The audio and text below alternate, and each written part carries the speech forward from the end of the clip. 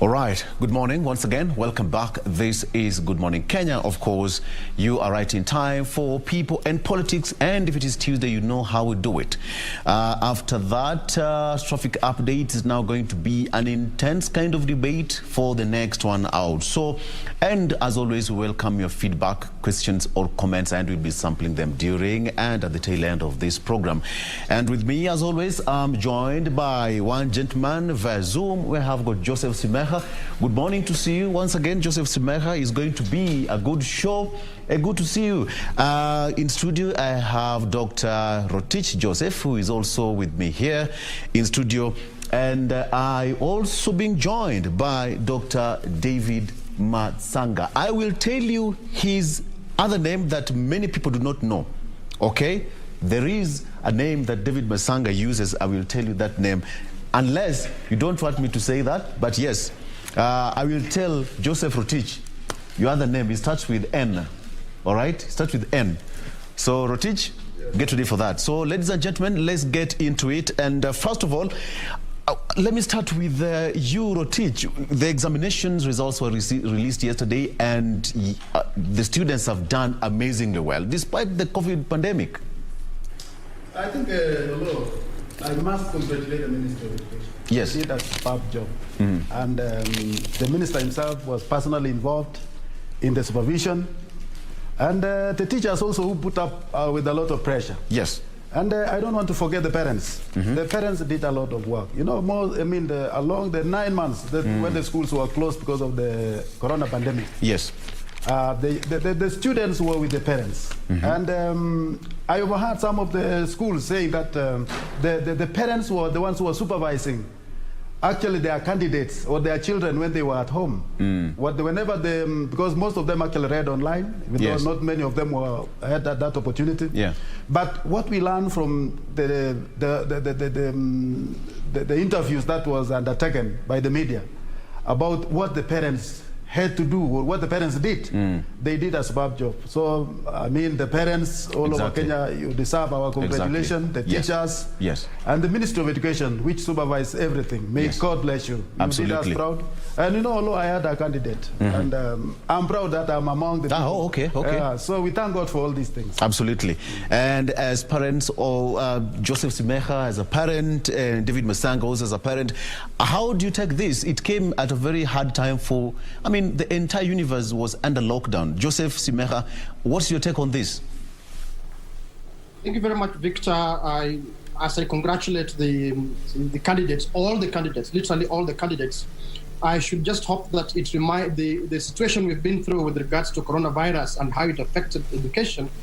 I hope it reminds us of the need to overhaul the education system in this country so that it can be more reflective of our identity as Africans, hinged on the African philosophy of Utu, rather than what it is now that mostly examines and takes us through and examines foreign concepts. I am hopeful that the processes we are engaged, the reform processes we are engaged in, can lead us to reform our education system so that it can be holistic and give us pride in being African, and especially Black African. That's what I look forward to. While I congratulate all these candidates, I know that they've gone and they're still going through a system that is mostly alien and foreign, a system that denigrates our African identity. So my hope, prayer for the future, for the younger people coming from down, is that in the next 1 to 3 years, we will have completely overhauled the education system, removed this thing that denigrates the African identity and puts most of these people, young people, down in the name of examinations, so that we have a holistic education system that promotes us and teaches us and educates us in our African environment and focuses more on developing the human person, the African human person, the mind and the body and the soul of the African human person, so that we may relate to other human beings in this world with pride, not wishing to go where they are or to be like them, but making the best out of our African environment. Absolutely, absolutely.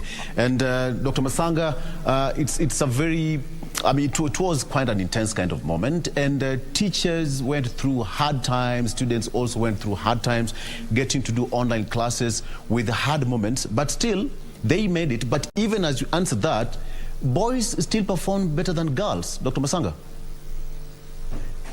First of all, thank you very much. Good morning, Kenya. Good morning, our viewers, wherever you are in Kenya. Thank you. I am lucky, unlike Simekha and Dr. Rotich. My last born is 22 years old. She has just finished Cambridge University, and she went through the same system in the last year. It was a very difficult situation for her, but she's graduating in July. So I don't have problems of the results that you are talking about there. And although you talked about my full name is Dr.David Matsanga. You said it. You said it. It was going to be a surprise to Dr. Rotich, but yes, anyway. It is not a secret.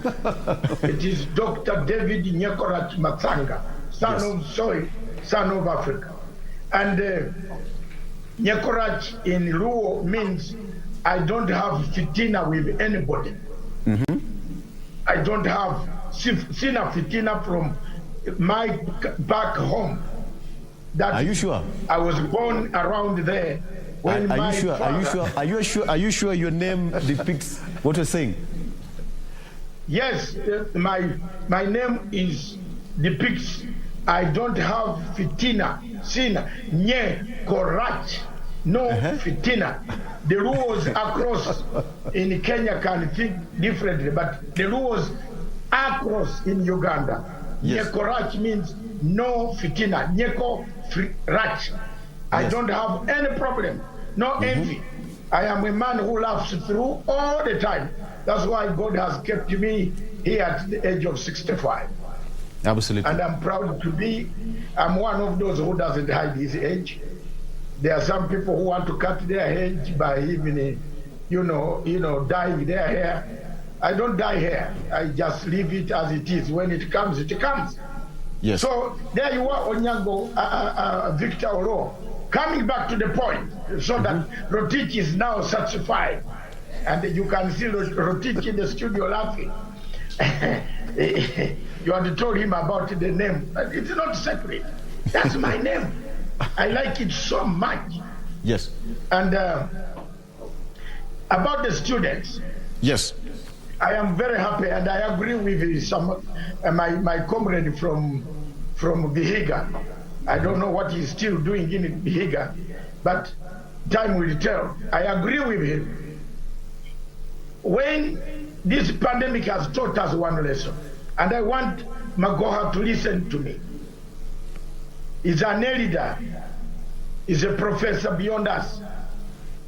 Start a program in Africa, in Kenya, where you can look at the aggregate of the students. How are the students performing? Because the pandemic can strike any time. If you look at Britain, where we are now, the pandemic struck, but people went back to the files of the students. How were they doing their tutorials? How were they being, their tests? What is it? How has this student been? So a system, I agree with Simekha, the system must have an African orientation. Are we producing students who will not end up, who will not get any job anywhere? We should produce students, we should produce people from school, from universities, who are going to be hardworking tomorrow and bring out other ideas. So I agree. I want to thank all the candidates, the parents, the teachers who went through hard COVID situation. It was very difficult. It was very, very difficult even to do these exams. More so give Makoha the best of the best flowers. He has tried. The rate of theft has gone down. Cheating in exams have gone down. I've looked at your figures online. That is very good. And thank you very much, Kenyans. Let's hope this COVID will become endemic. Okay. And we'll continue with our studies. All right, we'll get into more details on that, Dr. Simekha, just before I come back to Dr. Rotich in studio, it's now obvious that most of the schools, the sub-county, the county schools and the extra county schools have actually performed, and most of them are public primary, secondary schools have performed better than the private counterparts. What do we read in all this? Again, thank you, Oloo. The ideal, by the way, Oloo, is that we should not be surprised when public schools perform well. Yes. That really should be the ideal. That should be the ideal. That education needs to be a public good, not a good that is private for profiteering on the marketplace. So that there should be no surprises. We should be having all our schools as public, with our children accessing education for free, from primary, from basic to early learning, early childhood development to university for free, and all of them being encouraged, facilitated, and promoted to pursue education beyond that as a public good. It should worry us when we get surprised that public schools are performing well. It confirms where we have confined our education as some private commodity tradable at the marketplace, so that we get surprised when we see public schools performing well in national examinations. Yet that is not enough. We need to see the quality of the person or the candidate or the Kenyan these public schools, our schools, not just public schools, our schools produce, so that it is a Kenyan we are proud of as an African, primarily as an African, our identity, our basic identity being the African identity. So I am just emphasizing that this thing of appearing, and I'm seeing it on the newspapers and so on, appearing to be surprised that public schools have done well. That ought to be the norm, that education is a public good, therefore schools and universities are public institutions, and they do well, because these are the things that prepare the nation of today, tomorrow, and for the future, inshallah. Absolutely, absolutely. Dr. Rotich, what's your take on that? I think going by the experience, Victor, public schools have actually improved. Yes. And that the improvement actually has happened as a result of a well-managed institutions, and also the availability of institutional facilities. Talk about the constructions of schools. That I give credit to NGCDF, who has marvelously built a lot of schools, or many schools in every. You see, CDF is actually a grassroots default fund, which touches every constituency. It touches the grassroots of the grassroots. And we can see schools which have been built in almost every constituency, in every county, and with the improvement of facilities. I mean, the educational facilities, with the improvement of the teachers, salaries, that means they are motivated to work, and the proper management of these schools. You see, there's every success, Oloo, depends entirely on the right leadership. So we have the minister in place who is actually very articulate in his work, and he has been supervising it personally. You have seen Matsanga traversing the country across, talking to teachers with all the kind of problems that the teachers are facing. So with all these improvements in place, I can say the Ministry of Education, the NGCDF has done a superb job by availing proper facilities on the ground. And we are proud as Kenyans that public schools are taking up. And again, what you are seeing, Oloo, is that the education system will not be very expensive. Now that the schools and the most performing schools are centered just at the grassroots. It is not like in the years back where the children have to travel far away from their home, seeking for education elsewhere. But we are talking about students who are performing in their own backyard, which is a real improvement in our educational system. Kudos Ministry of Education, kudos the Waziri, and kudos NGCDF for the good work of creating facilities on the ground, enabling environment for our learners, and also availability of bursaries.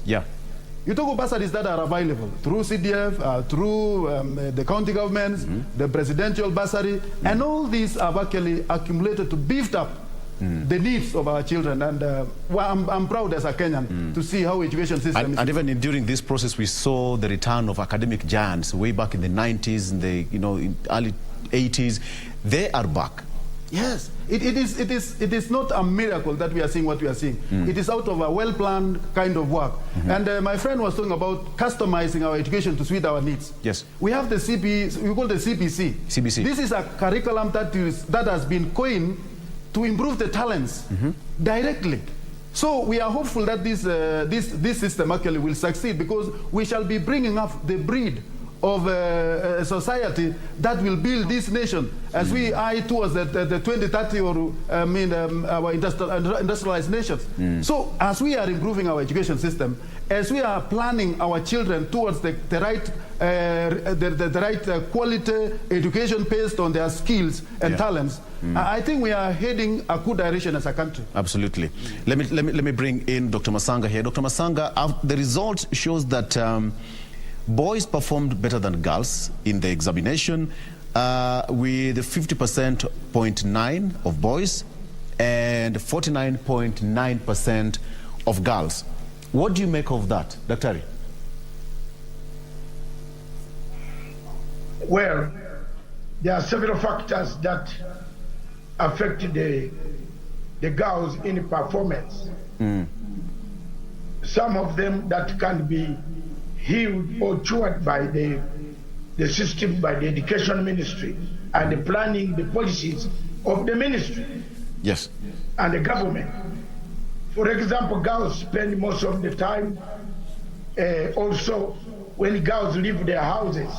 Yes. There is always a difference. If you grow up with sisters, the mother would like to see your sisters doing some work before they go to school. In some houses, girls end up looking after their own, siblings, the younger ones. There are so many delays. Also, there is need for encouragement. There is need for the civil society to go out to educate the Mr. Simekhas, to go out and educate the younger generation that this is the life. There are some of our traditional culture that also makes it difficult for girls to shine.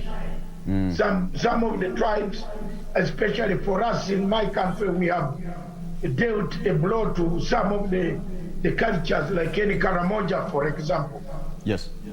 Karamojongs today, we are at par with the rest of the country.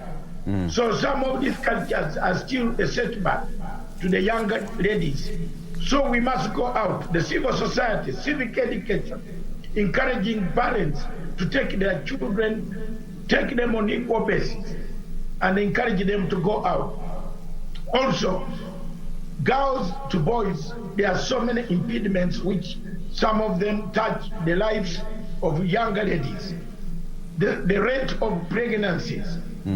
We must try to find a solution to the number of pregnancies that are coming up that retard. Once a younger girl sees another younger girl is gone, there is that, you lose hope.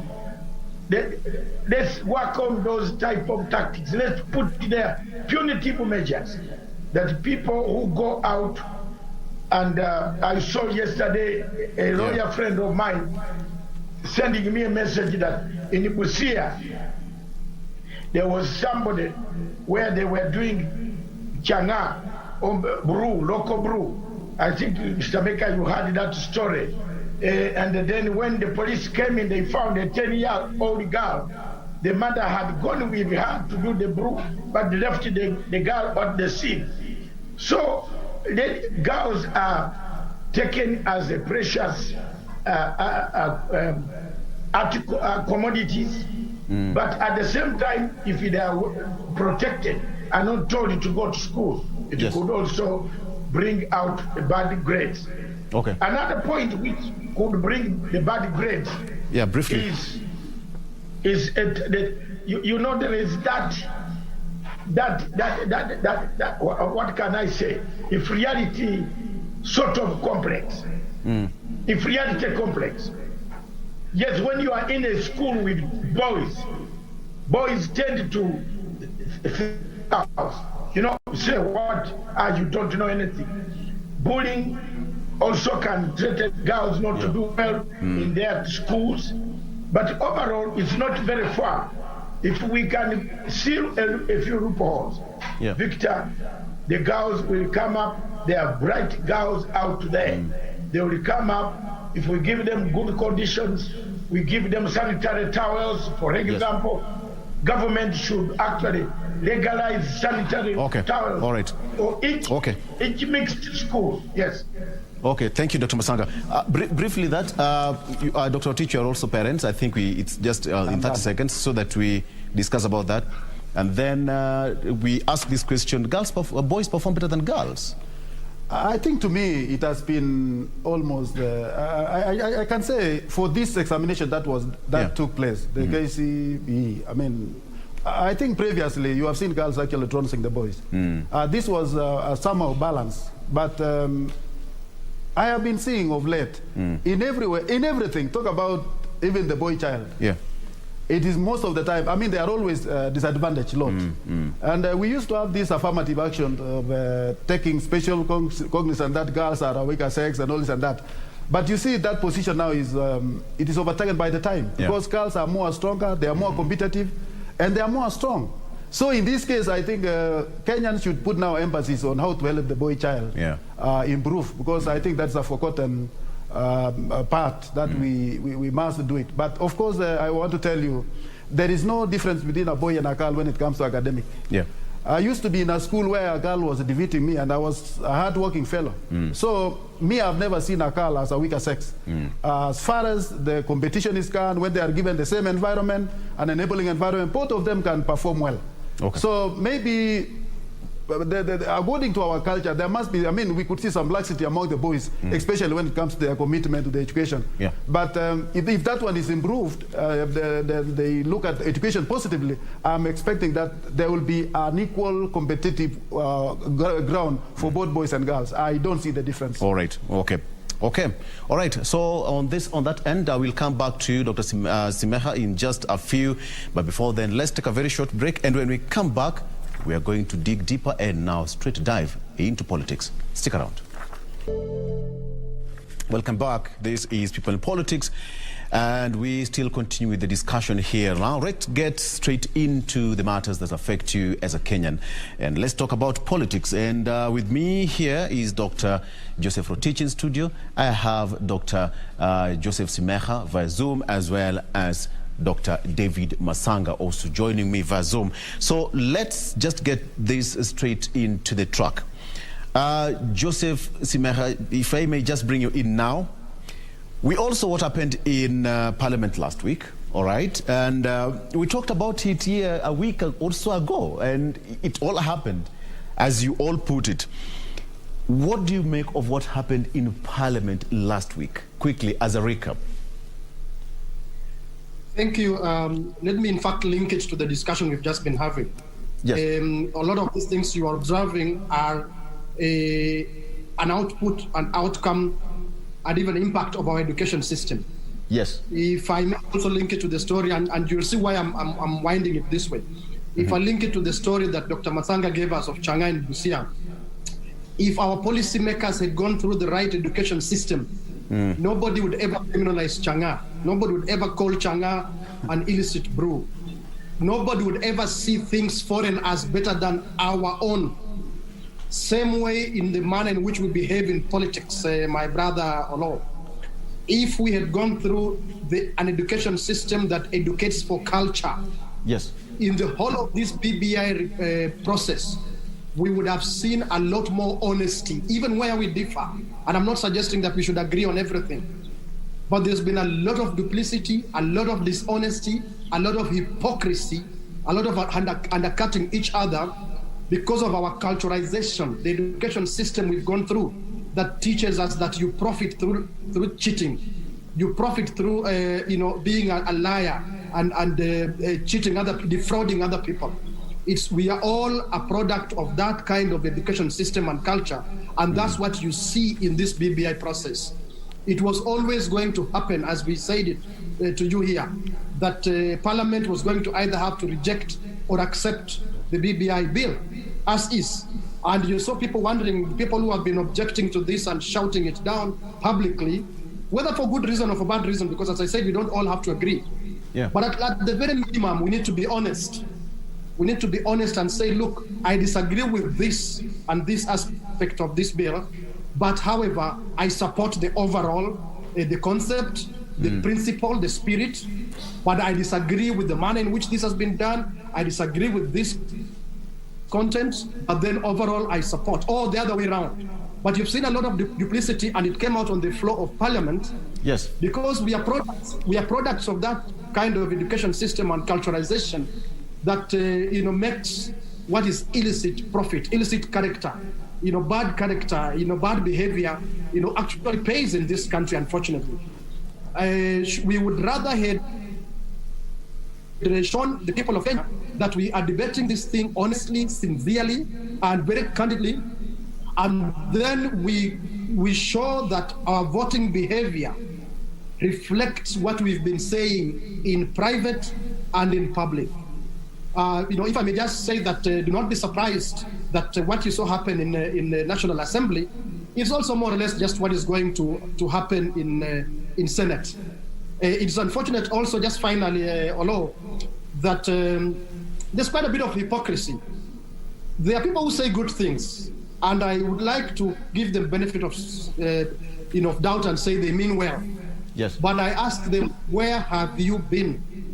Why do you wait until it is too late for anything to be done about what you are raising? I know you have every right to raise it, but should you actually have raised it at a time when it would have been for the benefit of your party, of the nation, of your side in the political equation, and so on and so forth? Why raise when it's too late, when even your own hands are tied and there's nothing we can do about it? And finally, let's give people hope that these things will not be cast in stone. Yeah. We will keep re-engineering our society. We get to a place where we say what the decision we made in 2021 is not good for Kenya. We should still have another look at it. I don't think we should talk about being reform fatigued. Our society is still very young, and a lot of undemocratic things in it. We still must have a chance to keep re-engineering our society. Thank you, Mr. Law. Absolutely.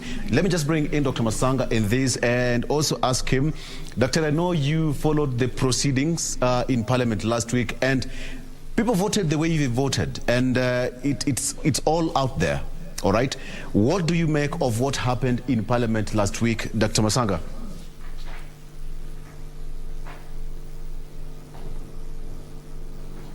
Unmute. Yes. Oloo, Mr. Victor Oloo and Mr. Simekha and Dr. Rotich, in our last show, I told you, there is nothing supreme in your constitution, than Article 257. You can claim to be senior counsel, you have read barrister, whatever it is. There are two things in constitutionalism. And let me teach you Orengo this, if he missed it from Nairobi University. Two things in constitutionalism. Implementation, key number one. Implementation. Proposal. Those two. And the initiative was proposed by the public. You wait when it comes back during the implementation stage in constitutionalism, governed under Article 257, is when you break the chicken and start cutting it. To say now, before we go further, the bill has come, the president has assented to the bill, it is back in the National Assembly, the referendum has been done, but there are things, at least my constitutional professor in London told me, London Guildhall University and Canterbury, there are things, Dr. Matsanga, don't run, come back and say, yes, as Simekha has said, this has happened. But we have a point. Timing is very important in political science. You can't wait up to the last minute when the bill is about to go to the president. Don't you say, but, excuse me, there is something which is wrong. You're a senior counsel. People who are shouting in the Senate today are senior counsels. Otiende is a senior counsel. Orengo is a senior counsel. Omogin is a senior counsel. Who else can do better in Kenya than those people? They have been advisors of Baba. They advised the former prime minister. They saw this thing coming. There is no way you can tell me that they leave the IEBC to do what they want. The parliament must suggest, must say, the people have said we want 72 constituencies. And yes, that's it. That's what the people want. 72 constituencies. Ad hocly, they could say here, one there, we shall get. But now the IEBC will sit down during implementation. Yamin, Simekha, teach people, Baba. We went to school. You and I and Rotich, we went to school. If we behave like people who did not see the school, then we have a problem. When it comes to implementation, Chebukati now sits down and said, no, these are my proposals, and I am going to do this, I'm going to do that, I'm going to do that. Look at the way they wanted to shoot down the BBI. Chebukati comes in and says he was not consulted, yet he went before the committee. Let me tell you, Victor Oloo, this bill, and today, there is no speaker on planet Earth who can rule that you can open it. Impossible. Impossible. Impossible. Okay, on that note, let me... All right, okay, hold on. Please, don't mislead the people. No, but there is no speaker in the common sense. Even if you go to Angel Gabriel and ask the angel, please, he's the only angel near to us. Have you ever heard of another angel? He's the only one who came closer to us. Yes. Go and ask. He will tell you Article 257 does not allow you to touch the bill. Let it go, then it comes back, then you dance with it. Okay. But not to open it. So today in the Senate, yes, I want to predict the BBI team taking it. Okay, before I ask Angel Gabriel about that, let me ask Dr. Rotich here, what is his stand? You've heard what Dr. Matsanga has talked about, Article 257, all right? The proposal and the implementation. What is your take? I have no problem whatsoever in the implementation of the Constitution as it is, Mr. Oloo. What I'm actually concerned is the way we are treating the Kenyans who had the time to debate on the Constitution or the proposed bill. Yes.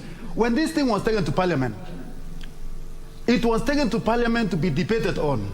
People were to discuss, people were to critique, and people were to come up with the direction of the document itself. Yeah.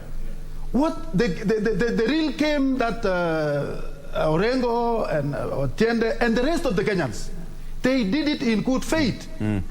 That they, after having a critique of the document, they came up and say, yes, this document has got these flaws, this and that, this and that. By pointing that, they never committed any mistake.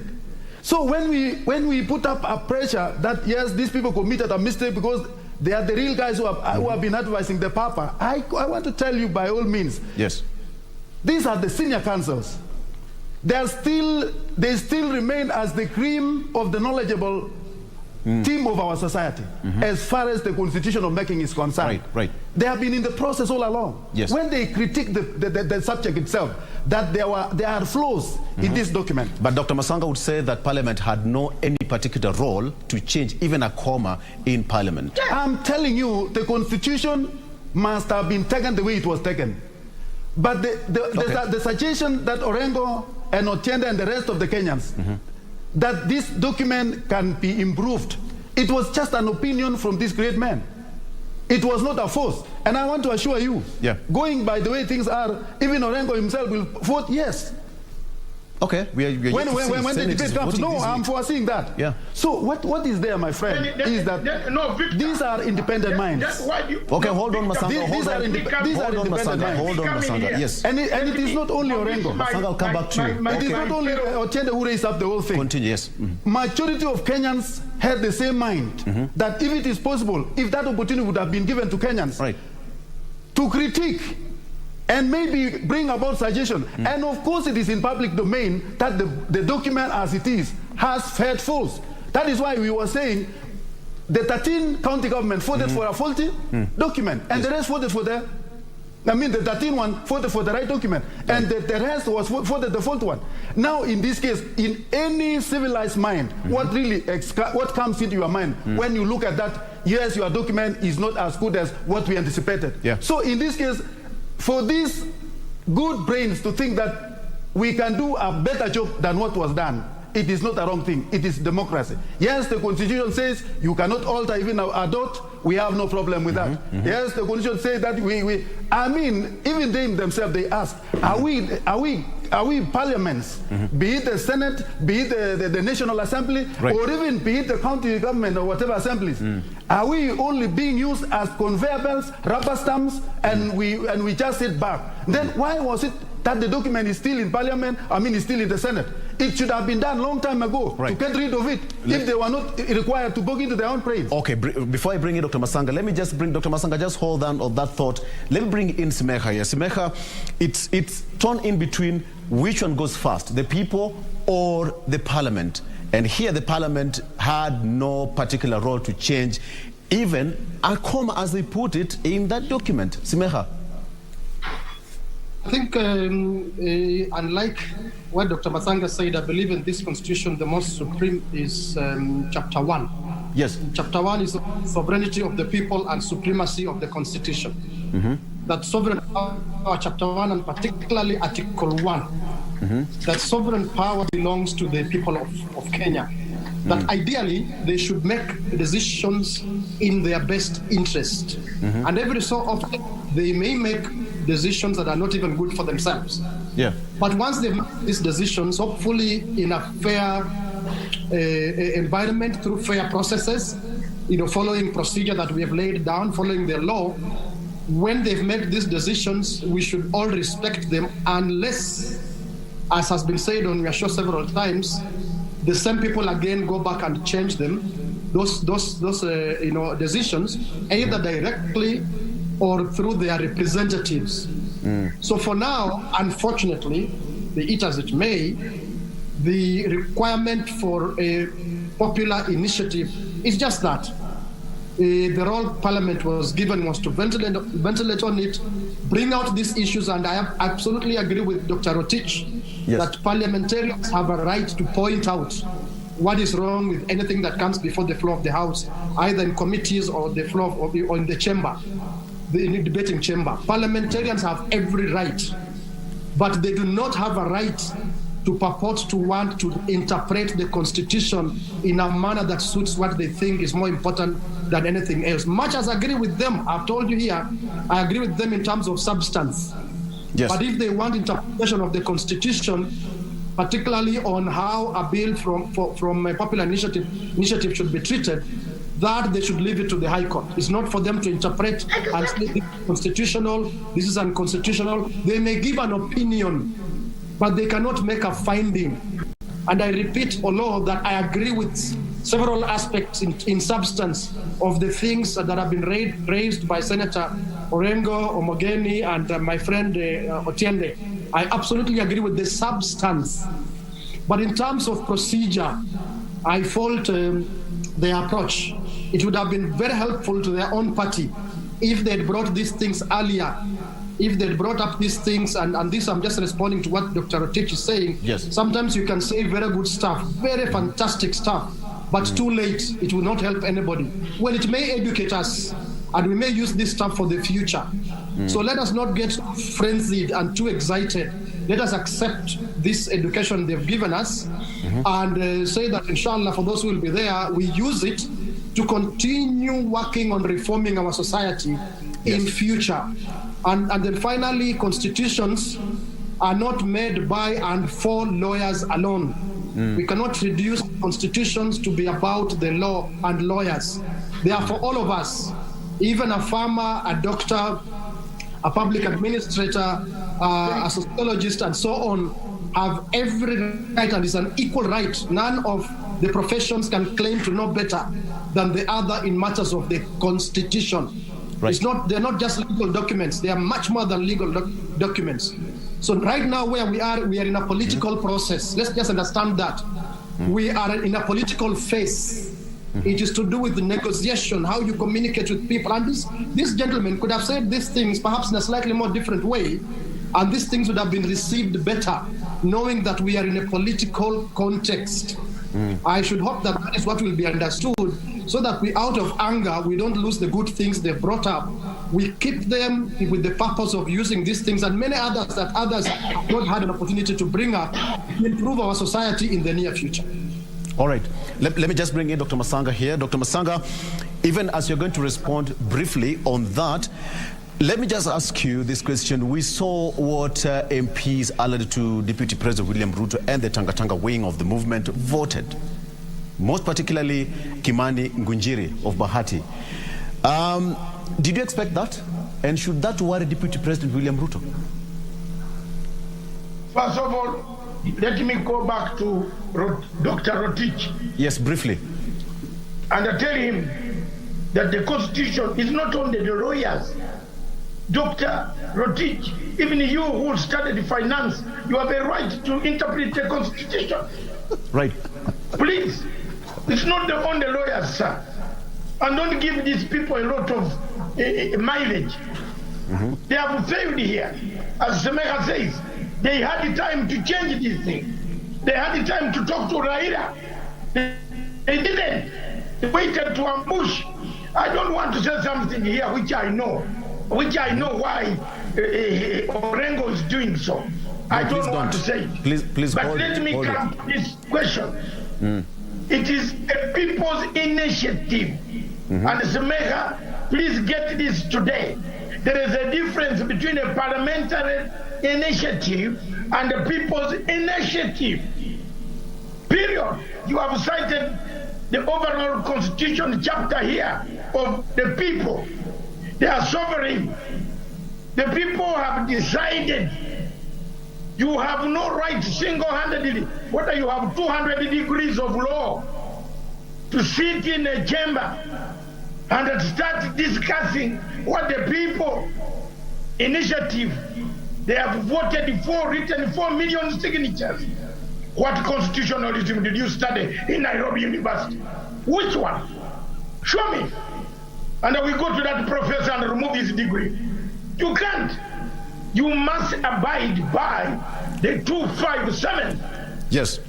Point number 2. I told you,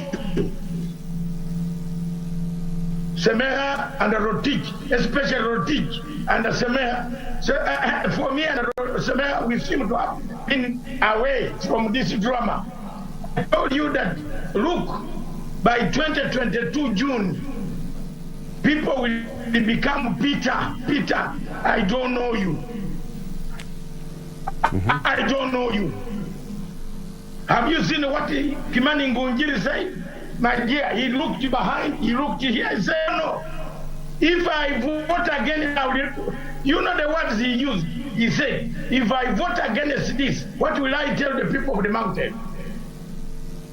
That I removed constituencies and money that was coming in devolution from you. He voted yes. Let it be a lesson to His Excellency the Deputy. Should that worry in political science? Okay. Don't start too early. Lose what we call timing. Timing is important. You started too early. Be opened. Your belly is going to be opened, kabisa, by the time you reach May next year. When so if you are fighting the government, it will be opened.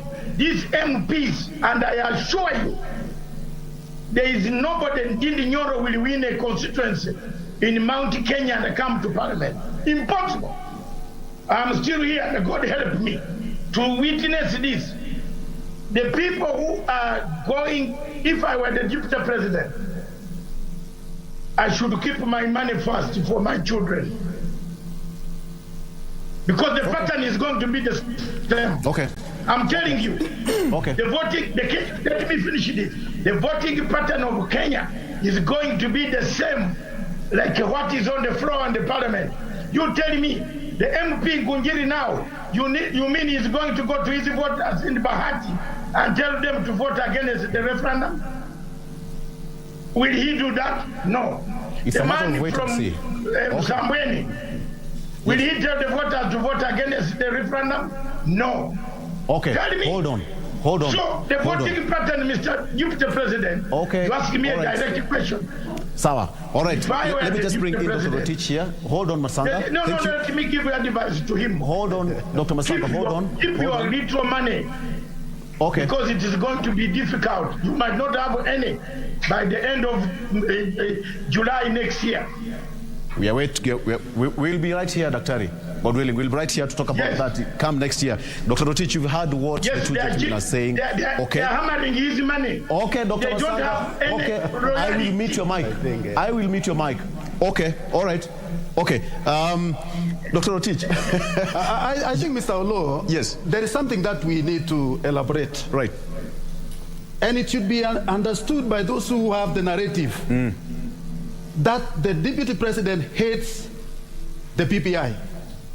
That one is not true.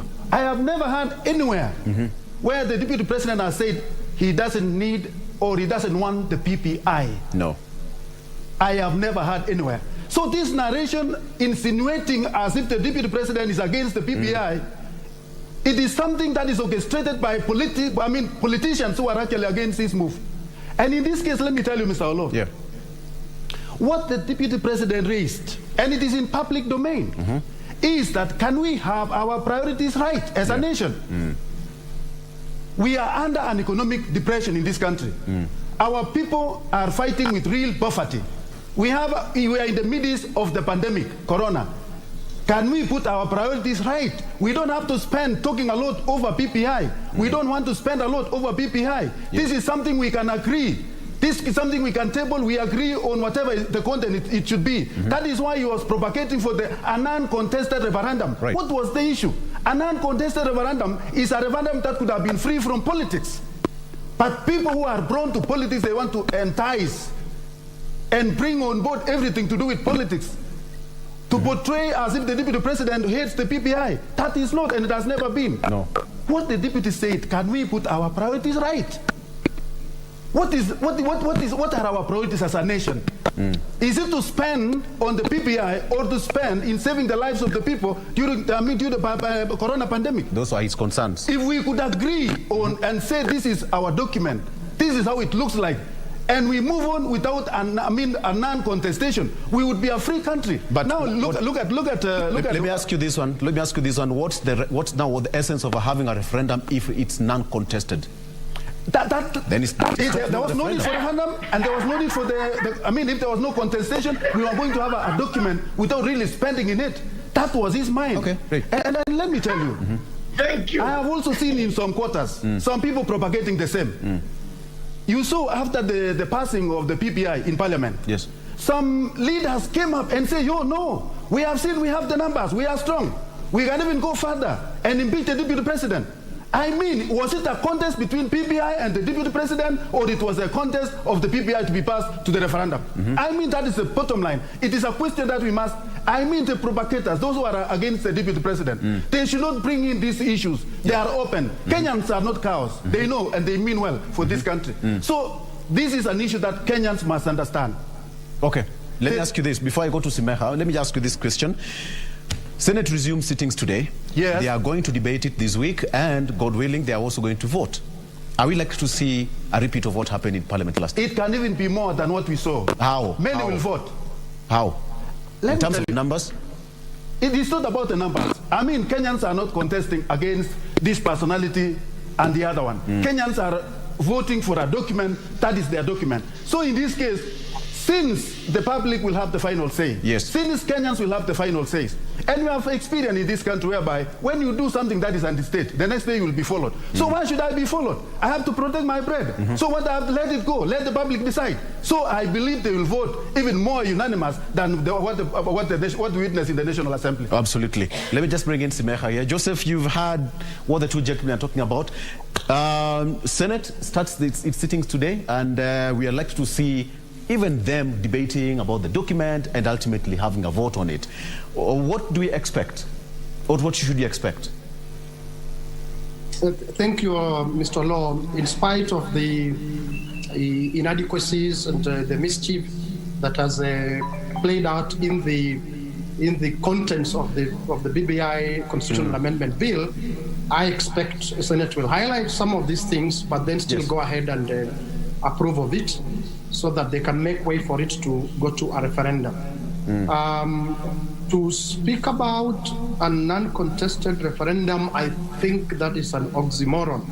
A referendum is necessarily a process through which people make decisions, and the purpose of a decision-making process like that is to allow for contesting decisions, to allow for people to test what really is priority and what is not priority. So I agree with Rotich. It is true that the Honorable Deputy President has been talking about prioritization, and he's been saying that BBI is not a priority. In fact, it has derailed Jubilee government's agenda. But then he should take solace in the fact that a referendum is provided for to allow the people of Kenya, not a few politicians, but the people of Kenya, to make a decision on whether this thing is indeed a priority or not. Right. The Deputy President and others have given us their opinions, which we must appreciate, but then they also must allow other people of Kenya to be given an opportunity, hopefully through a fair process. I have my doubts with an IEBC Chebukati managed process, but anyhow, that's what we have. We need to have an opportunity for all of us, as much as possible, to demonstrate and make decisions on whether this thing is a priority now or not. And the things that we talk about, broken down healthcare system, broken down education system, a collapsed economy, poverty, and so on, those are governance issues. Those issues cannot be solved until we get the governance and the politics right. Kenya's bigger problem is a breakdown of governance and the political system, having a corrupt political system. Yes. So we are not going to keep those things Rotich is talking about with short-term measures. We may give people some palliative care in terms of the economy and so on and so forth, but we must bite the bullet and say we need to expend our energies, our resources, our intellect to make an attempt to cure Kenya's political and governance problem. And in it, I do agree that there is mischief, there is deceit, there is cheating. Surprise if all these are not, but that should not stop us from making an attempt, even when it means negotiating with devils and going through decision-making processes with cheats and whatnot.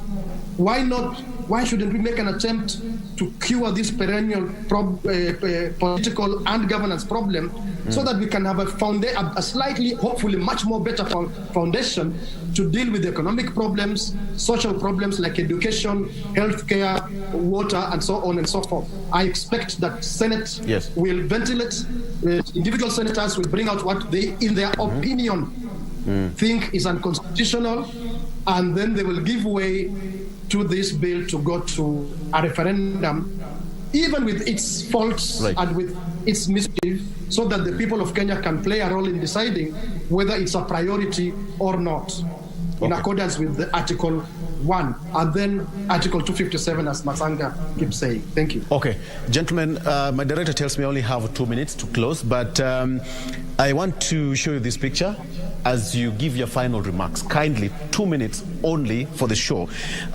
There was this picture that went around yesterday where ODM leader Raila Odinga met Governor Charity Ngilu, Governor Oparanya, and of course, Yes, that you have it. And of course, CI Senator James Orengo. And let me just give us a tweet that Raila posted. He said that I had a great chat this morning with Governors Charity Ngilu and Wycliffe Oparanya together with Senator James Orengo, whom I hosted for brunch. Thanks for dropping by. And on that note, Governor Oparanya also said, and I quote, "It was just about our party issues and we have resolved it well. There were a lot of speculations of a split. Raila was also concerned about the happenings. We have agreed to work together." Gentlemen, within 2 minutes, I hope you're going to make it. Let me start with you, Matsanga. What do you make of this now that we were trying to see some kind of a split in ODM party, but they have come to cement that rift? Briefly, Dr. Matsanga, as we close. There is no way Dr. Raila Amolo Odinga, the former Prime Minister, would allow a split in the BBI and the handshake at the moment. Yes. No way. He wasn't going to accept it, and he will never accept it as long as he is here. Two, the people who talk about numbers, I am hitting those who said we have numbers. Mr. Rotich and the co, the deputy president always says he has numbers. This Tanga group that you mentioned, they said they have numbers. Where are they? The numbers are not there. So, in my parting shot, the BBI is the symbol of hope for not only Kenya, but for the whole Africa. You don't know how many countries in Africa are looking at the BBI model of Kenya, including my own country, Victor Oloo. I'm telling you, we are telling the younger man there to go and shake the hand, and we live together and go on and wait. In Zimbabwe, they are telling Chamisa to do the same. The BBI is a symbol. What Raila Odinga and the President Uhuru Muigai Kenyatta did is a landmark political agenda, not only for Kenya, but for Africa. I believe one day, me have said here openly on this station, thank you, Matsanga. That this time I am with Baba. Thank you, Matsanga. Thank you, Matsanga. Give him, Simekha, thank you, Matsanga. Give him something. Let me bring in Simekha. Thank you, Matsanga, for that. Simekha, yesterday, ODM leader Raila Odinga met CN Senator James Orengo, Charity Ngilu, the governor, and Oparanya. What do you make of this? Was it just a way to cement the split? Okay, briefly. Although you may as well know that I'm a member of the Orange Democratic Movement Party, and every so often when I hear discussions about splits and so on, it's often our guys in the media and people who are not in ODM. ODM is not short of disagreements, differences in opinion, and so on and so forth, which other forces always treat as the end of history. It's never the end of history. If it wasn't happening in political parties, those would not be really honest political parties. Yes. There have been serious disagreements. There have been disaffection with decisions made by the party leader and the manner in which he's gone about it. But that doesn't mean that the party is splitting or falling apart, as some people have the public belief. As some people would have the public belief that the coast has deserted, that Western, where I've spent so much time, I'm trying to find out where this desertion is. It is all a manufactured narrative. Truth be told, that there are differences in the party, but that's not the end of history. There are always mechanisms to resolve these differences in opinion and so on, so that we may communicate better when we have differences in opinion within our party. And finally, on what Matsanga says about what BBI is, for me, I see it as an opportunity. One of them, and not the only one. There are other opportunities. There may be better ones in future, but it's an opportunity for a national conversation about who we are as a nation, about our faulty past, and how we can make the future better. And it's an opportunity for us to attend to the governance and political problems so that they can give us a foundation to work on the social problems that bedevil us every day. It's an opportunity even for counties like where I am now. And I had part of a conversation you had earlier of one of your guests talking about counties that invest in the developing good mortuaries and burial rights instead of proper health care. It's an opportunity for county governors to get it right, including mine in Vihiga, where a so-called state-of-the-art mortuary collapsed under construction, instead of investing in public and preventive health care. That is the opportunity BBI gives us. Thank you, Simekha. Absolutely. Dr. Rotich, you have the privilege. Just 1 second, please. I think what I want to put it straight, Mr. Oloo. Yes, 10 seconds, kindly. The competition or the vote that was carried out in Parliament, it was a vote on the PPI document. The PPI document was not competing with Dr. William Ruto. Yes. It was a document that was voted by Kenyans, and Deputy President never coerced his people, I mean his supporters, to support either direction. Yes. Being a Democrat, he left everybody to decide on their own, and that is why you saw what you saw. Yes. Thank you so much. Okay. I think we have to leave it at that point. The discussion continues online. As I said, we will be sampling some of your comments and questions, and we are going to react on them on our social media. I was joined by Joseph Simekha, who is a political analyst, Dr.David Matsanga via Zoom as well, who is a political risk and strategic analyst, as well as Dr. Rotich, who is a political analyst. Gentlemen, thank you so much for always making your time to join us in studio every single Tuesday. And for you as a viewer, we appreciate your valued comment. So, we are done for now, but we are not yet done because Good Morning Kenya still continues. We'll be right back with more after this break. Stay around.